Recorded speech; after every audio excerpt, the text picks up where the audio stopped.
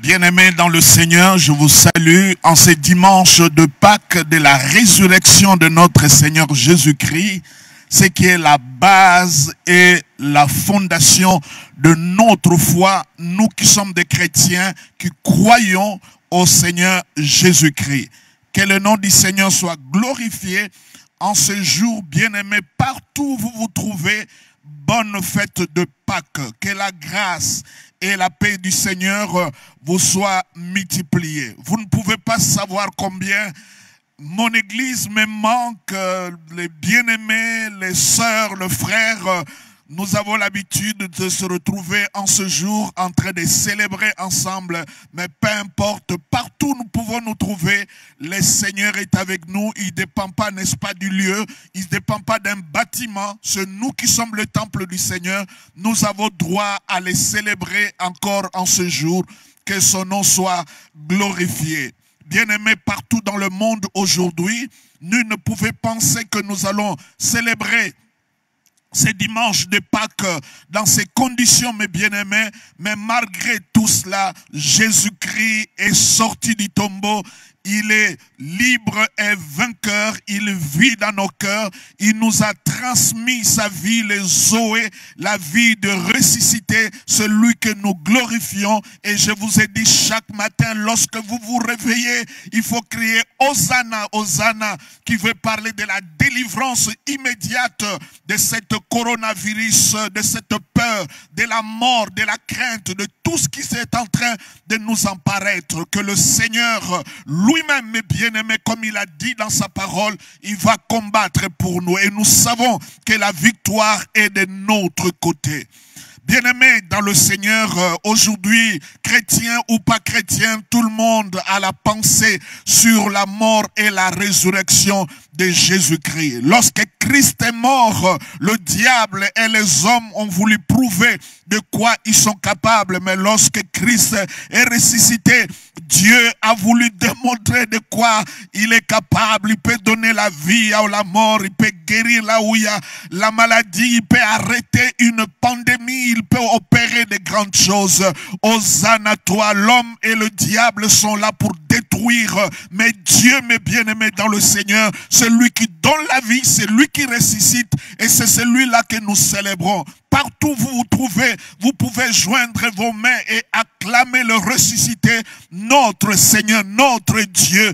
Plus que vainqueur, c'est lui que nous glorifions, mes bien-aimés. Que tous ces survivants de coronavirus partout dans le monde célèbrent le nom de l'Éternel. Que son nom soit béni et loué, mes bien-aimés. Laisse-moi ensemble avec vous lever nos voix vers Dieu pour les célébrer, pour les magnifier, mes bien-aimés. Si tu as l'occasion de chanter le ressuscité, chante-les, mes bien-aimés. Jésus-Christ est vainqueur, il est sorti du tombeau. Ce jour-là, mes bien-aimés, c'était le grand jour. C'est le jour glorieux. Si Christ n'était pas ressuscité, notre foi, elle est vaine et notre prédication, elle est vaine. Je l'ai dit et je le répète encore, mes bien-aimés. Le curseur de la foi chrétienne, ce n'est pas la délivrance, ce n'est pas, mes bien-aimés, la morale, ce n'est pas ce que nous sommes en train d'écouter ça et là, de la colère, du jugement de Dieu, mais le curseur de la vie chrétienne, le curseur de notre croyance, nous devons le placer sur la résurrection du Christ. Il est ressuscité bel et bien, mes bien-aimés. C'est comme ça, le jour de sa résurrection, on a soudoyé les premiers témoins oculaires de la résurrection, parce que le monde a peur de parler de la résurrection du Christ. Sa mort, ça peut arranger tout le monde, parce que la plupart des leaders, la plupart de ceux qui prétendent être des sauveurs sont morts, mais la résurrection, c'est ce qui fait la différence. Bien-aimé, il est réellement ressuscité. Il vit dans nos cœurs. C'est comme cela, mes bien-aimés, le jour de la résurrection du Seigneur, la Bible dit Dieu a déployé toute sa force. Ça veut dire que la puissance que Dieu a utilisée pour ressusciter Jésus est au-delà supérieure à la puissance qu'il avait utilisée pour créer le monde. Que son nom soit loué. Père éternel, je te bénis en ce jour pascal. C'est vrai que la crise est en train d'abattre partout dans le monde. Toi, tu es Dieu et tu restes Dieu. Il t'a plu de nous envoyer Jésus-Christ, ton Fils bien-aimé. Il est mort pour nous. Il a été enseveli pour nous. Il est allé dans les lieux infernaux pour nous. Il a récupéré la clé des séjours des morts. Il a vaincu les principautés, les autorités et le diable. Il les a frappés sous toute couture, Seigneur. Et tu es sorti vainqueur. En ce jour que le monde entier, partout ailleurs, célèbre ta résurrection, je joins ma voix à mes bien-aimés, à mes frères partout dans le monde pour dire que tu es ressuscité, Christ. Que ton nom soit exalté, que ton nom soit magnifié. Béni soit ton nom au nom de Jésus. Amen. Bien-aimés, je vous propose un texte dans Matthieu chapitre 12. C'est un texte extraordinaire. C'est un texte incidentiel. Ce n'est pas au départ Jésus-Christ a voulu parler de cela. Mais c'est par réaction, parce que notre Dieu est capable de réagir. Notre Dieu est capable, mes bien-aimés, de poser des actions et de réactionner aussi, parce qu'il est Dieu, il peut agir dans tous les sens. Alors, que dit Matthieu chapitre 12? Nous sommes au verset 38.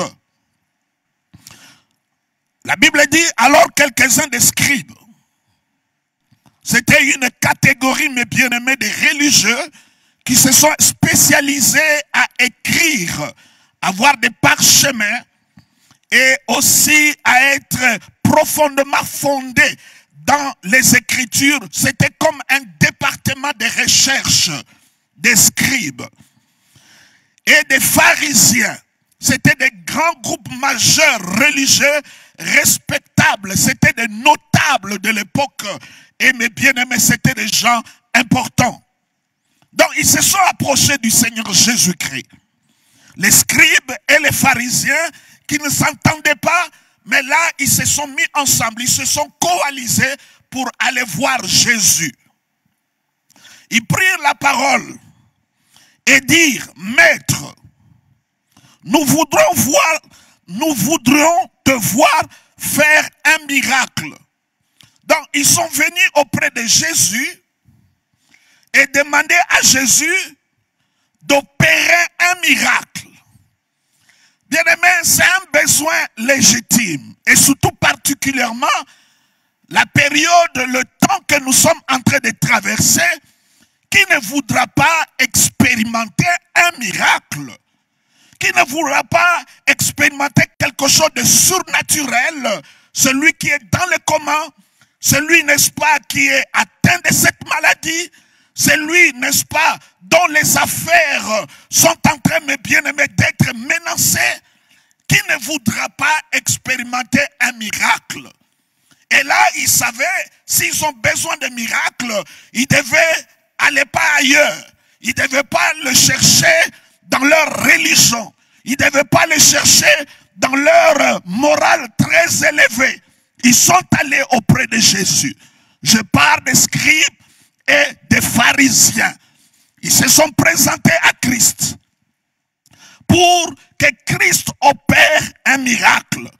Il dit, nous voudrions te voir faire un miracle. Mais ce miracle qu'ils voulaient voir devait se faire sur quelle base? Quelle a été la situation?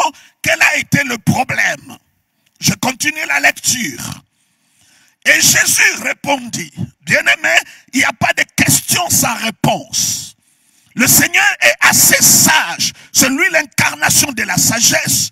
Quelles que soient les questions que nous lui posons, que ce soit même des questions énigmatiques, que ce soit des pièges, que ce soit des questions embarrassantes, Jésus a la réponse. Il est la réponse. Il voudrait avoir un miracle. Et ailleurs, dans d'autres évangiles, il dit, nous voulons avoir un signe. Bien-aimés, nous attendons à un miracle. Nous voulons voir quelque chose se passer.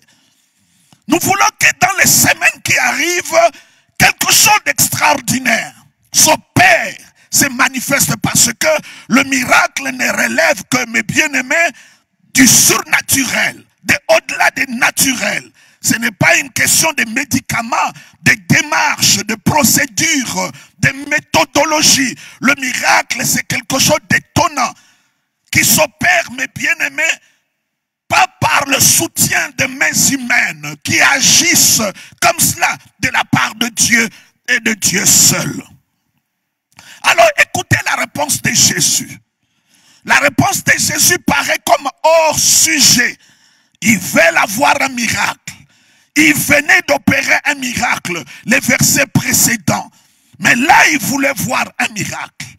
Donc Jésus qui répond, une génération méchante et adultère. Écoutez la réponse de Jésus vis-à-vis de ceux-là, pharisiens et scribes, qui s'approchent de lui pour avoir un miracle. Bien-aimé, moi je veux avoir un miracle.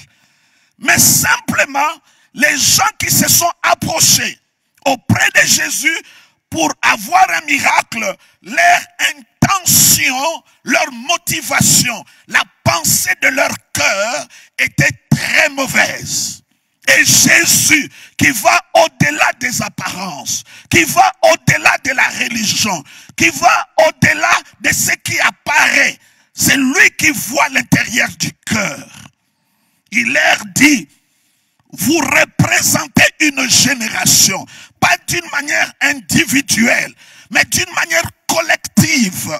C'est votre ADN, c'est votre philosophie, votre façon de penser. Jésus parle toute une génération. Entre-temps, il n'y avait que simplement quelques représentants des pharisiens et des scribes.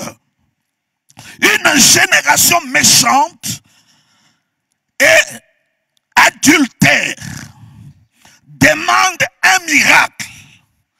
Bien-aimés, ils veulent avoir un miracle, mais Jésus regarde leur cœur. Pourquoi il veut un miracle?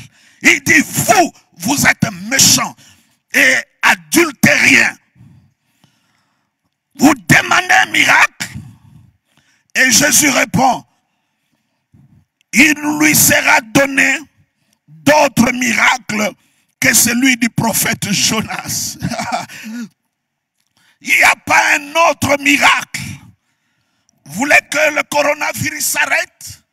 Vous voulez avoir des guérisons spectaculaires? Vous voulez que les églises s'ouvrent encore leurs portes?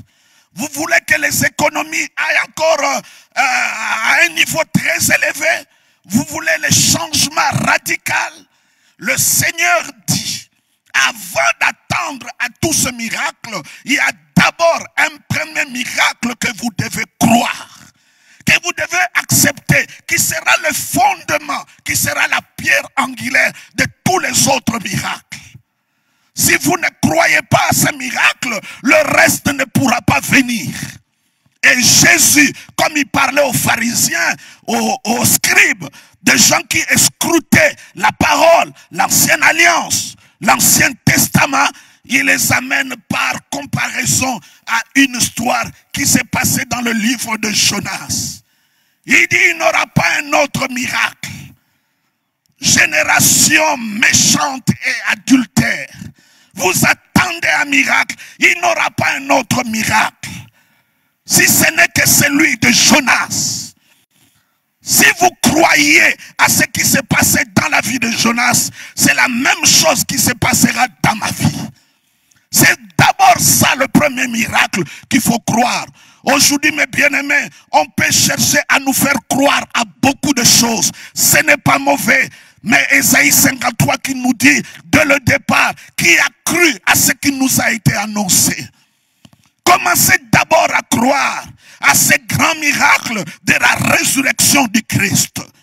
Commencez d'abord à croire, mes bien-aimés, dans le Seigneur, que le séjour des morts ne l'a pas gardé longtemps. Commencez d'abord à croire que Jésus-Christ n'était pas confiné plus de 3 jours dans le séjour des morts. Commencez d'abord à croire qu'il est possible que l'esprit qui a ressuscité Jésus d'entre les morts, qui habite en vous, puisse te ressusciter aussi. Il n'y a pas d'autre miracle que ce qui s'est passé dans la vie de Jonas. C'est ce qu'il faut d'abord croire. Mais bien-aimés, nous croyons à beaucoup de choses, mais notre foi doit avoir un contenu. Et parmi les plus grands contenus de notre foi, c'est la résurrection du Christ. La Bible dit, Christ est mort pour nos péchés. Il est ressuscité pour notre justification. Lorsque je dis à tout le monde que nous sommes justes, les gens n'y croient pas. La preuve que je suis juste, ce n'est pas ce que moi je fais, mais à cause de la résurrection de Christ. Je crois à cela. Ne prêchez pas, mes bien-aimés, comme Christ n'était pas ressuscité. Il est réellement ressuscité. Et la raison pour laquelle il est ressuscité, c'est pour nous déclarer justes. Bien-aimés dans le Seigneur, il dit il n'aura pas un autre miracle que celui de Jonas. Et il ajoute, car de même, car de même, tel que vous l'avez vu dans la vie de Jonas, ce que vous avez lu, ce qui s'est passé dans la vie de ces missionnaires, cet apôtre de l'Ancien Testament Jonas, c'est la même chose. De même, mes bien-aimés, de même que Jonas fut 3 jours et 3 nuits dans le ventre d'un poisson, d'un grand poisson, de même, le Fils de l'homme sera 3 jours et 3 nuits dans le sein de la terre. Bien-aimés, ce grand miracle que Jésus dit à ses pharisiens et ses scribes qu'il a qualifiés de méchants et d'adultères, parce que mes bien-aimés, tu peux être religieux, mais tu es méchant, tu ne connais pas le cœur de Dieu. Mais plaçons cette histoire dans son contexte avant que nous tirons toutes les leçons, toutes les implications par rapport à ce que Jésus-Christ a dit. De même, ce qui s'est passé dans la vie de Jonas, ainsi sera pour le Fils de l'homme qui sera enseveli dans le séjour des morts. 3 jours et 3 nuits, et qui est sorti de la même manière. Cela fut avec Jonas qui était dans le ventre d'un grand poisson et qui est sorti de cela. Mais ce texte se trouve, ce que nous venons de lire, si nous les plaçons dans le contexte, qu'est-ce qui s'est passé? Pourquoi Jésus qualifie ces grands religieux, les scribes et les pharisiens comme des gens méchants et adultères? Il dit c'est toute une génération. Leur manière de voir et de faire était tellement contagieuse, c'était une pandémie. Et Jésus appelle ça une génération. Ce n'était pas un individu, mais c'était vraiment, mes bien-aimés, un grand groupe de gens qui avaient ces attitudes vis-à-vis de Christ. Mais qu'est-ce qui se passe dans le texte? Quand nous allons au verset 22, la Bible dit on a apporté auprès de Jésus un homme ou une femme, je ne sais pas, mais la Bible dit qui était aveugle et muet. Et sa cécité ou son aveuglement ou son mutisme était créé par les puissances occultes et sataniques. Donc derrière cela, il y avait des démons. C'est comme cette maladie coronavirus. Derrière ça, il y a des démons. Il y a des puissances occultes et maléfiques, mes bien-aimés. Mais au nom de Jésus-Christ, nous disons et nous les déclarons. Sa puissance s'arrête au nom de Jésus. On a assez de voir des morts. On a assez de perdre le nôtre. On a assez de pleurer. Que tu t'arrêtes au nom de Jésus-Christ. Je le proclame dans ce nom glorieux du Seigneur. Comme il a fait autrefois, il est fait, mes bien-aimés. Tous les démons qui sont derrière barrières, cette pandémie, nous les détruisons au nom de Jésus-Christ. La Bible dit, cet homme muet et aveugle, quel mélange, mes bien-aimés. Quelqu'un qui ne voit pas et quelqu'un qui ne parle pas, mes bien-aimés, c'est un très mauvais mélange, une mauvaise combinaison pour lui. Et quand cet homme s'est approché de Jésus-Christ, la Bible dit Jésus-Christ l'a délivré parce qu'il en a la puissance. Nous avons fait le choix de croire au miracle. Nous avons fait le choix de croire que Jésus qui guérit jusque maintenant par ses maîtrisures qui est historique, mais les réalités sont vécues jusque maintenant dans le présent. C'est ça l'évangile. L'évangile, ce n'est pas ce qu'il fera. L'évangile, c'est ce qu'il a déjà fait. C'est comme ça, quand il répond à ces pharisiens, il ne leur parle pas seulement de ce qui s'est passé. Lorsqu'il dit adultère et méchant, c'est par rapport à cette histoire que je suis en train de lire. Alors quand cet homme était délivré de son aveuglement, de sa cécité, et quand il était délivré de son manque, mes bien-aimés, de langage, de paroles, de son mimétisme, la Bible dit, le peuple qui voyait était étonné. Il criait vers Jésus. La Bible dit, le foule fut étonné, disait, n'est-ce pas point le fils de David? Ô bien-aimé, au jour de la résurrection de la Pâque, c'est le jour d'étonnement. Que Dieu t'étonne aujourd'hui au nom de Jésus-Christ. Le peuple était étonné. Mais comment cela est possible? Comment il a pu chasser ce démon? Comment il a pu guérir cet homme? N'est-ce pas, c'est le fils de David? Mais comment il est extraordinaire? Bien-aimé, Jésus-Christ, notre Seigneur, nous étonne toujours. J'ai dit, il nous étonne toujours. Il n'y a rien qui l'étonne. Il n'y a pas de cas spéciaux pour lui. C'est lui qui nous étonne. Les gens étaient dans l'étonnement. Apprête-toi d'être étonné. Prépare tes mains pour acclamer le Seigneur. Prépare-toi à dire Hosanna, gloire à Dieu. Et lorsque les pharisiens, par jalousie, ils ont vu ça de propres yeux, que quelqu'un était possédé et Jésus-Christ l'a délivré, et que la foule était en train de scander en liège, ils étaient en train d'exalter le Seigneur. Les pharisiens ayant entendu de cela, là je suis en train de vous dire pourquoi Jésus les qualifie de méchants et d'adultères. Et pourquoi Jésus-Christ n'a pas fait le miracle qu'ils attendaient. Il dit il faut d'abord croire à ce qui s'est passé dans la vie de Jonas. Je replace ça dans le contexte. Les pharisiens ayant entendu parler de cela, la Bible dit, lorsqu'ils ont entendu parler de cela, il dit, cet homme chasse le démon par Belzéboul, le prince des démons. Jésus vient d'opérer un miracle. Et ils attribuent ça à Satan. Il dit non, ça ce n'est pas Dieu. C'est Satan. Bien-aimé, c'est très grave. Lorsque la gloire qui doit revenir à Dieu, vous l'attribuez à Satan. C'est quelque chose de très grave. C'est ce qui arrive souvent lorsque des choses s'opèrent d'une manière inattendue, d'une manière surnaturelle, miraculeuse. L'homme religieux, l'homme qui ne vit pas dans le surnaturel, l'homme qui est conduit par ses 5 sens, ce que nous appelons la chair, il va l'attribuer au diable. Oh bien-aimé, le diable c'est lui qui détruit. C'est lui qui égorge, c'est lui qui envoie ce genre de maladie. Ce n'est pas notre Père.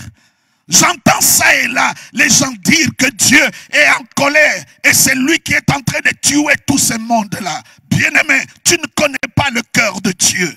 Tu es textuellement comme des pharisiens. Rappelez-vous mes bien-aimés, lorsqu'on a porté auprès de Jésus cette femme qui est tombée dans l'adultère, ces prédicateurs, des pharisiens du temps moderne, leur cœur était tellement incliné vers le jugement qu'ils soient frappés. Ils ne voyaient pas leur propre péché. Arrêtez l'arrogance, mes bien-aimés dans le Seigneur.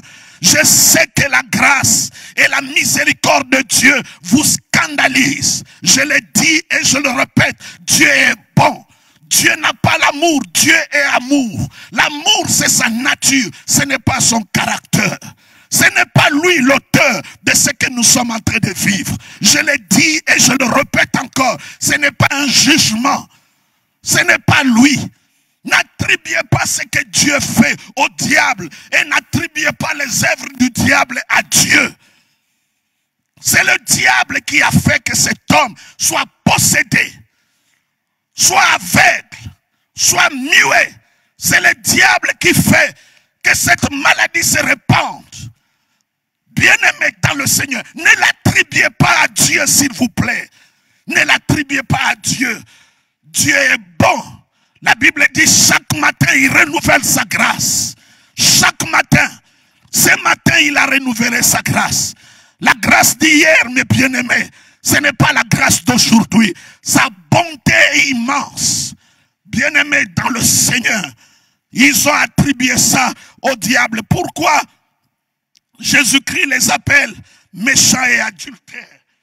C'est lorsque, mes bien-aimés, les choses que Dieu opère, c'est comme ça la Bible dit, maudit l'homme qui se confie à l'homme. Il ne voit pas venir le bonheur. Même dans ces moments de chaos et de difficultés, il y a un bonheur qui est en train de venir. Mais lorsque tu, mes bien-aimés, tu comptes sur toi-même, sur ton expertise, lorsque tu comptes sur ta chair, tu comptes, mes bien-aimés, sur ton éloquence, sur ta force, sur ton argent, tu ne verras pas venir le bonheur. Parce que tu te confies en toi-même. Maudit l'homme qui se confie en l'homme, dans ses propres moyens. Mais béni soit celui qui se confie à l'Éternel. Pourquoi ils sont méchants et adultères? Et pourquoi Jésus-Christ n'a fait aucun miracle pour eux? Parce que ce que Jésus-Christ a déjà fait, ils les ont attribués au diable. Ta vie, mes bien-aimés, n'a pas commencé aujourd'hui. Avant le coronavirus, tu as une histoire avec Dieu. Tu as un chemin que tu as marché avec lui. Il a fait beaucoup de choses dans ta vie. Regarde à ce qu'il a déjà fait. La Bible dit, ils ont attribué ça au diable. Et Jésus-Christ commençait à leur expliquer. Si un royaume est divisé, il leur dit, mais quand je fais telle ou telle chose, c'est au nom de qui que je le fais. Bien-aimé, le Seigneur a pris le temps. Regardez la méchanceté de leur cœur. Et après, ils viennent dire, Maître, nous voulons que tu fasses un miracle. C'était des grands moqueurs. C'était des gens indifférents. D'autres traductions, à la place de dire méchant et adultère, il dit méchant et vous qui n'avez pas la foi. L'adultère, mes bien-aimés, c'est un manque de foi. Les mots foi et les mots fidélité viennent de la même racine, pistis. C'est la foi.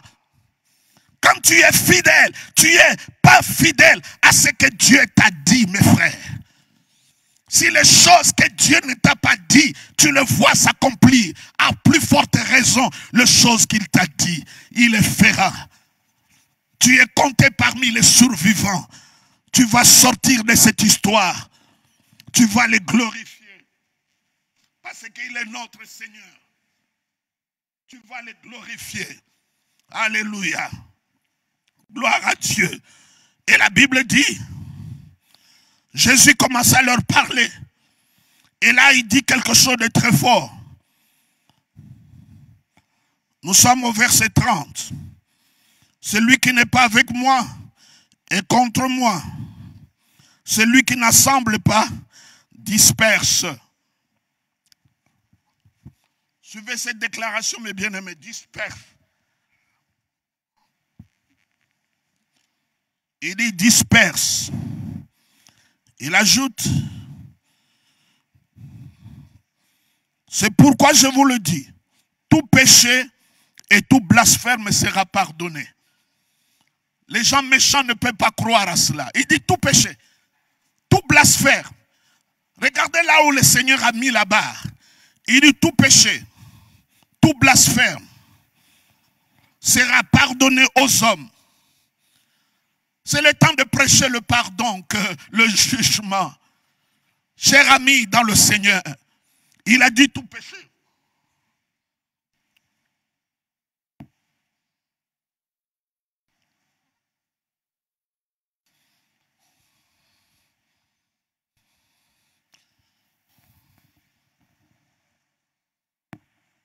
Richard.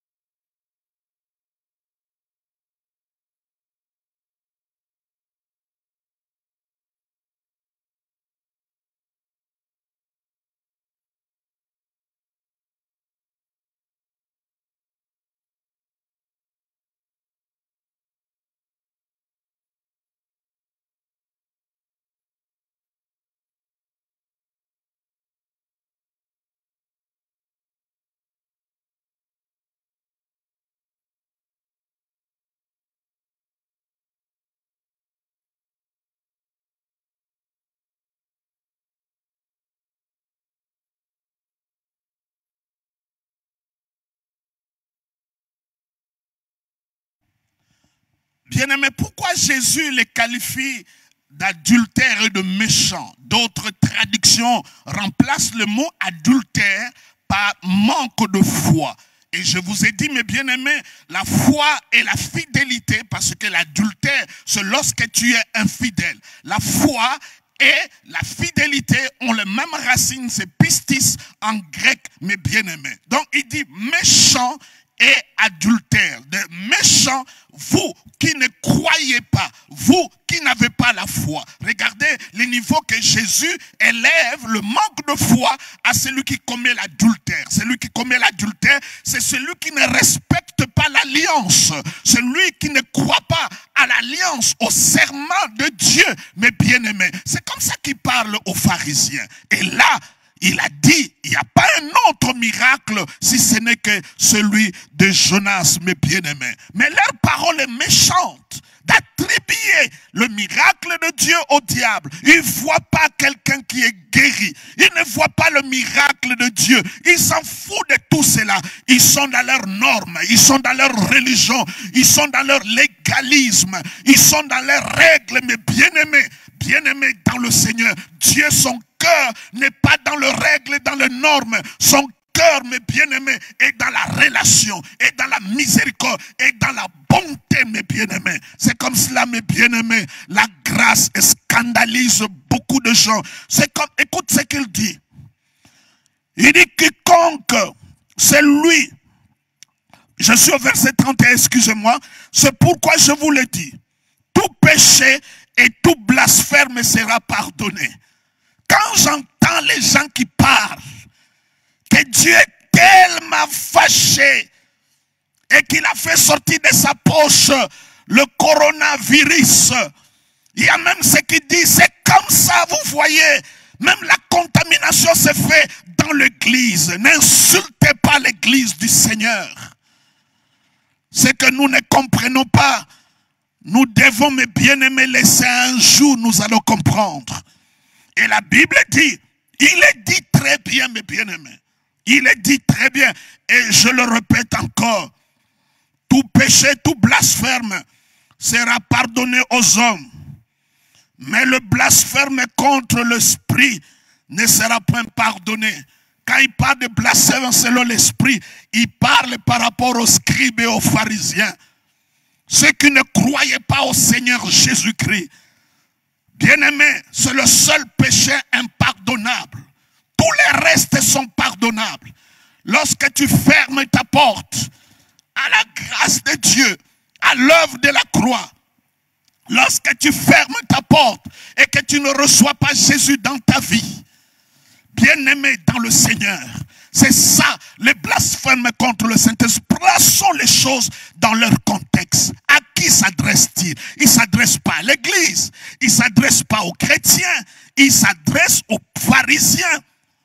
Ces gens, ces hommes, ces religieux qui pensent qu'ils peuvent s'en sortir par leurs propres efforts. Ceux qui vivaient dans l'apparence. Les gens arrogants. Écoutez l'un d'entre eux lorsqu'il se présente dans la prière. Tout ce qu'il exhibe, mes bien-aimés, ce sont ses performances. Moi, je jeûne 3 fois par jour. Je ne suis pas comme celui-là. Quand tu écoutes un prédicateur, il a l'illusion de comparer, de se lever sur un piédestal, dire que les autres sont mauvais.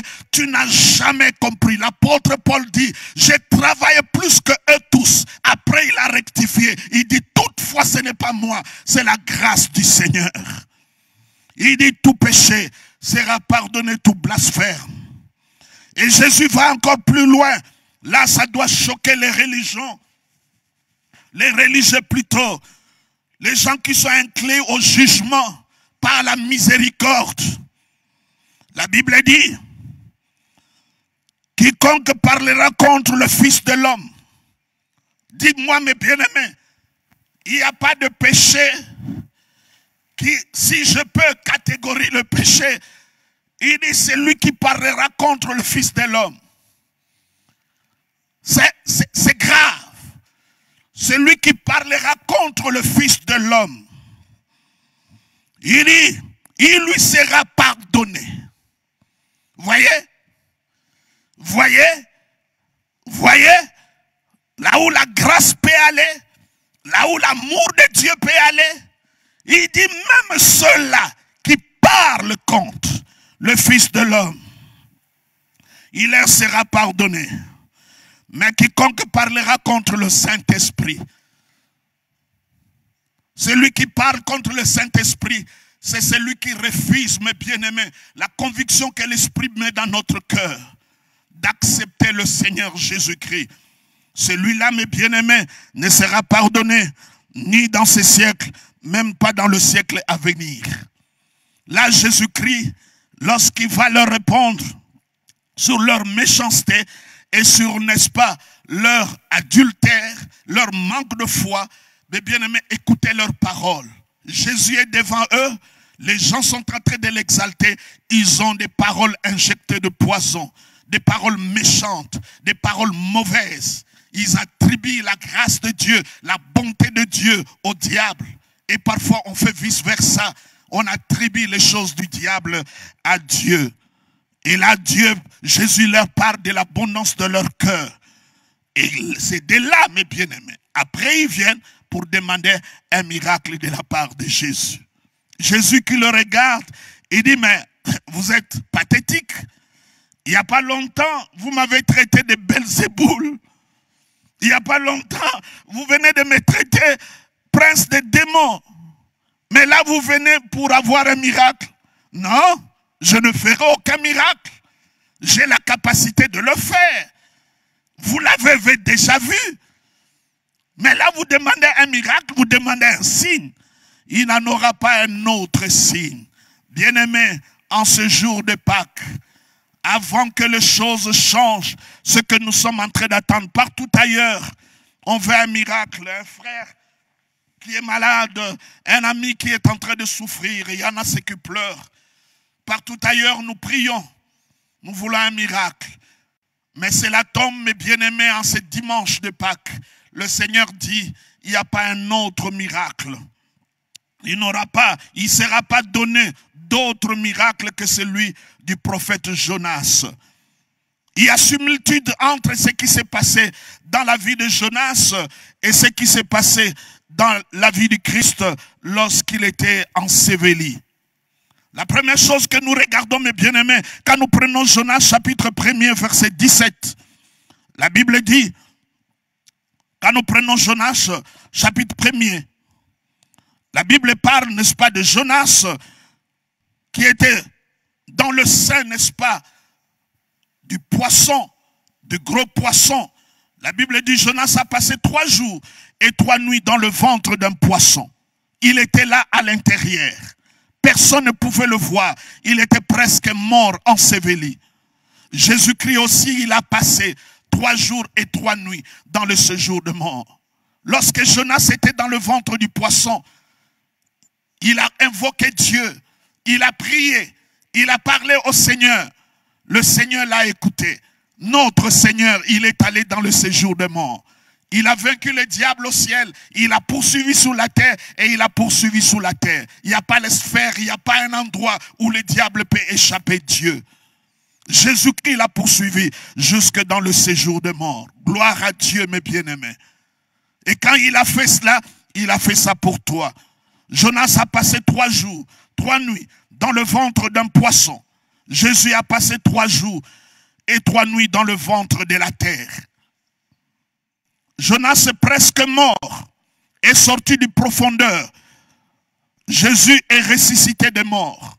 Quand Jésus-Christ n'aura pas d'autre miracle, c'est lui du prophète Jonas. Il y a similitude entre ce qui s'est passé dans la vie de Jésus-Christ et ce qui se passe dans l'histoire de Jonas. La troisième chose que nous trouvons, après s'être levé, Jonas a prêché durant 40 jours. Lorsque Jésus-Christ est ressuscité, il est resté sur la terre durant 40 jours et il apparaissait à quelques frères qu'il a sélectionnés. Jonas, il a sillonné la ville de Ninive durant 40 jours, annonçant son message, ainsi que Jésus-Christ l'a fait aussi quand il est ressuscité. Il n'y a pas un autre miracle que celui de Jonas, chers frères et sœurs. Quatrième chose, Josas a compris quelque chose de la grâce. Rappelez-vous, lorsque Dieu a appelé Jonas d'aller à Ninive, Jonas, mes bien-aimés, il a fui l'appel de Dieu. Il est entré dans un bateau et le bateau a eu des problèmes à cause de lui. Il a été jeté. Il est avalé par un gros poisson. Dieu, mes bien-aimés, c'est lui qui contrôle toutes choses. Mais pourquoi Jonas a fui? Parce que, mes bien-aimés, il n'aimait jamais les gens de Ninive. Il voulait à tout prix que ces gens-là meurent. Il voulait que Dieu les juge, que Dieu les châtie. C'est ça, mes bien-aimés, la plupart de ceux que nous écoutons. Ils croient que leur méchanceté pourra, mes bien-aimés, traduire le cœur de Dieu. Dieu n'a pas tes sentiments. Non. Non, non, non. Non, mes bien-aimés, Dieu est bon. Dieu est bon. Dieu est très, très, très bon. Sa miséricorde, son amour scandalise. C'est comme ça la Bible dit, afin que tous les croyants, nous soyons enracinés dans la largeur, dans la longueur, dans la hauteur, dans la profondeur de l'amour de Dieu qui surpasse toute intelligence. C'est alors que nous serons remplis de toute la plénitude de Dieu. Bien-aimés dans le Seigneur, laisse-moi faire la promotion de l'amour inconditionnel de Dieu. Je suis le résultat de son amour. Je suis le résultat de sa miséricorde. Je suis le fruit de sa grâce. Nous allons passer, mes bien-aimés, ces moments de crise. C'est par sa grâce. Aucun gouvernement ne s'en sortira par lui seul. Aucun peuple ne sortira par lui seul. C'est par la grâce. Bien-aimés, l'une des grandes leçons que nous allons retenir après ces moments de crise, c'est l'humilité. C'est l'humilité, mes bien-aimés. Mais malgré cela, j'entends encore des gens très arrogants qui se croient, mes bien-aimés, être différents de tout le monde. La Bible dit, Jonas est sorti, n'est-ce pas, du ventre du poisson pile-poil à Ninive et il a prêché 40 jours. Il a compris quelque chose de la grâce de Dieu. Lorsqu'il a fini sa prédication, il attendait que les gens de Ninive meurent. Mais ces gens se sont repentis. Et lorsqu'ils se sont repentis, mes bien-aimés, dans le Seigneur, la Bible dit, du roi jusqu'aux animaux, tous se sont repentis, ils sont allés à Dieu. Et Dieu a étendu sa miséricorde et sa bonté sur eux. Jonas était très fâché. Il dit, c'est la raison pour laquelle je ne voulais pas venir à Ninive. Parce que je savais que tu es un Dieu miséricordieux. La colère, la méchanceté de Dieu ne demande pas la révélation. Parce que c'est un caractère, ce n'est pas sa nature. Mais l'amour de Dieu a scandalisé un si grand missionnaire prophète Jonas, mes bien-aimés. Et aujourd'hui encore, je ne dois pas, mes bien-aimés, définir Dieu par rapport à ce qui arrive. Dieu n'est pas simplement le Dieu de 2020. C'est le Dieu de l'éternité. Avant que les choses soient, lui, il est. Bien-aimé dans le Seigneur. Ne croîtrez pas Dieu, ne le limitez pas. Il est Dieu pour toujours. Jonas a compris quelque chose sous la grâce de Dieu. Et quand Jésus-Christ est mort et ressuscité, la grâce qui n'était pas disponible pour tout le monde est devenue disponible à tout le monde. Après sa résurrection, la grâce, mes bien-aimés, a été répandue à tout le monde. Jonas a été envoyé dans une ville connue pour sa méchanceté. Jésus a été envoyé dans une ville qui a tué les prophètes. Jonas a prêché ce que Dieu avait dit. Idem pour Jésus-Christ, il a annoncé quelque chose que Dieu lui a dit. Jonas a souffert légèrement. C'est vrai que Jonas a souffert parce qu'à un moment, il y a eu le soleil. Et Jonas ne pouvait pas y supporter cela, bien-aimé dans le Seigneur. Dieu a fait croître un arbre. Du matin au soir, cela a abrité. Il était très content et heureux. Et après, mes bien-aimés, Dieu a envoyé des petites bestioles, n'est-ce pas, qui ont tué cet arbre. Jonas était très fâché. Dieu l'a dit, regarde, à cause simplement d'un arbrisseau, tu es heureux et content. Combien je vais perdre beaucoup de gens. Je m'adresse aussi à tout ce monde-là. Comment tu peux croire que Dieu peut perdre toute cette humanité? Il a fait un choix. C'est lui de sacrifier son fils pour sauver l'humanité. Ce n'est pas le contraire, sauver son fils et bien-aimé pour détruire l'humanité. Dieu a fait un choix.